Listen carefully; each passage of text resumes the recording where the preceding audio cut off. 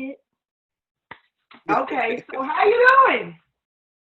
I'm doing great. I'm maintaining. It's crazy world that we're living in right now, but doing the best. Yeah, staying safe and sanitized. Yes, always. All right, all right. So we're gonna get into it. Like I saw your information on Instagram, and I was impressed. So Thank you. I said, Thank you you. know what? I've got to get him for an interview. It's only right. Nice. Nice. So tell us where you from. I am from Newark, New Jersey, originally born and raised. Okay, okay. So is that why you call yourself the Garden State Bandit? Yes, yes. I've had that MO, that name for a long time, the Garden State Bandit. Yeah. Okay, okay. I hope it's not like this bad boy thing you got going on. I No, don't know. no, you know what? And I've always wanted to like explain that. Like, so the band of form of that is just somebody who's just the own person that's been, traveling around the states and basically trying to get his brand to take over basically like countrywide and everything. So I use that form to Garden State being where I was born and raised, and bandit is somebody, if you look at the definition, somebody that robs and steals. But I just put it into a sense of somebody who's just stealing everybody's mind for the music and to understand the music and the stuff that I put out in that sense of form. Okay, okay. So now, okay, so I've heard some of your stuff on Instagram. Tell us about yourself, what you got going on, what projects, what singles, EP, mixtapes, what you got going on. I got right now what I have circulating right now is Unlimited Dreamer and Black Poetry Volume 1. Black Poetry Volume 1 I dropped, I believe, in 2014. And then 2016 I dropped Unlimited Dreamer. And right now I'm in the process, a slow process of creating Black Poetry Volume 2, which is a spinoff of Black Poetry Volume 1, which also Black Poetry is a brand that I've been building since 2014. Okay, so tell me about that. So Black Poetry basically, it's just a form of empowerment, for our people. And hip hop. So when you look at hip hop in a sense, hip hop is poetry, right?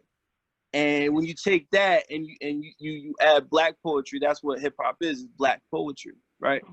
And so I'm taking the brand and I'm building it into a sense of empowerment for our people.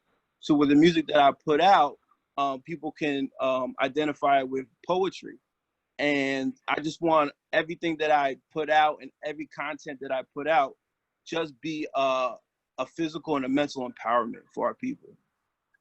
Nice, nice. Because with a time where everything is so watered down and everybody's putting out music that is just dumbing down society and just giving like the generation a negative outlook, it's important that there's that one person or multiple group of people that are there just putting out that good music to enhance and uplift the minds of the people. You know what I mean? I hear you. I hear you. So what made you think of doing something in that direction, providing a brand for fans, lovers, whatever you call it, of hip hop, of Black people, of the culture? Like, what made you decide, you know what, I'm going to do this for us? Life, life, and just understanding and being aware of my surroundings and aware of what us as a people and go through on a daily basis in America and worldwide. I just feel like there has to be a person or persons that come together to form a powerful bind to where they can shift the consciousness, right? They can shift that negative sense of consciousness into a positive sense. And so when I believe back in 2014, a producer that I was working with, he sent me a beat, got his name, but when I started writing the song, and the song title was called Black Poetry. So when I started writing it, I was just saying to myself, I was like, Black poetry, there's a ring to it, right? And it's identifiable. So I was like, you know what? I'm going to turn this into something. I'm gonna turn it into a positive. So Yeah. I just said to myself, I got with my graphic designer, I made a logo, and I said, I'm gonna run with this till the end of time, and I'm just gonna build the brand slowly and organically from the ground up. And this is what I want it to be, and this is how I'm gonna do it. And so I've been running with it since. I know that's right. Well, I'm here for it. I'm here for it all. So, Thank you. okay. So, what are some of your influences in music? As far as music, influence would be right now. I would say a big influence of mine is J. Cole. Oh wow. Love J. Cole, man. Kendrick Lamar, Mos Def, um, Tyler Kweli, Nas, Tupac, big Tupac fan, man. I think I was like only like 9-year-old, 8-year-old, like 10-year-old in school listening to Tupac. Like people thought I was crazy. And just life, man. Life is another big influence too with me. Life in general, like goods, bads, whatever. Like during a time like this right now, it's a big influence too, because it opens your mind. I mean, if you're aware, if you're not, like blind, you're aware, it opens your mind and it expands your mind and it helps you create. And sometimes it could be non-creative, but for the most part, it helps you create. And let's see who else. Biggie. I really Have love. you seen any of these people? Huh? Have you seen any of these people perform? I think the only person I've seen perform was J. Cole at the Roots Picnic years Mm. ago. Years ago. I haven't seen any the people. I seen Erica Badu perform. She's a big influence. Yeah, at the Roots Picnic. I seen Action Bronson. He's another influence. I seen him at Roots Picnic. Yeah. Mobb Deep. Yeah, I'm a big goer at the Roots Picnic. And the Roots are a big influence. Black Thought. My God, that's my guy, man. I love Black Thought, man. Yeah. Nice, nice. Those are all the people I love. Shoot. But I haven't been to the Roots Picnic yet, but I do plan on going there because actually I wanted to go this year, but COVID happened and yeah, I was set to go. I was set to go this year, but the whole COVID thing switched it up. So yeah. That event is very inspirational for me too. Like when I go there as a fan and just soaking in all the inspiration and just studying. I go there studying. It's like college, when you're studying for a test, you go there and you just study, the people and the greats and performers, and you just, take it and run with it. Yeah, that's right. All right. So growing up, what did you listen to? Like in the household, what was played? Is there any influences from that? A lot of jazz. On my part, my parents really didn't condone the hip hop thing, the rap thing. To them it was just, what is this? So, but when I would get in my own little zone, it would be rap, hip hop. But mainly, and a lot of people don't know this, but a lot of stuff I listen to is R&B. Oh wow. Very, very rarely, and I'm talking like when Kiss FM was spinning, like Kissing After Dark, like I was, R&B, because you know what, that's what relaxes me, and it relaxes my mind, and then it just helps me get into a zone to create.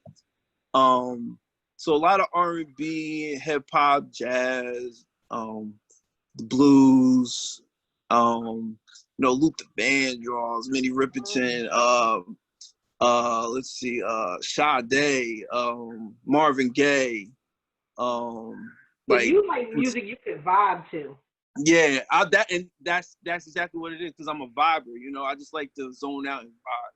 So a lot of music that I could vibe to. So that's what was being played in my house and what I grew up, and as a young kid too. So I think that's what really shaped me into being the artist that I am today.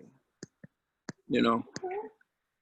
All right. So now, if you had your choice to collab with anybody, who would you collab with? Ooh.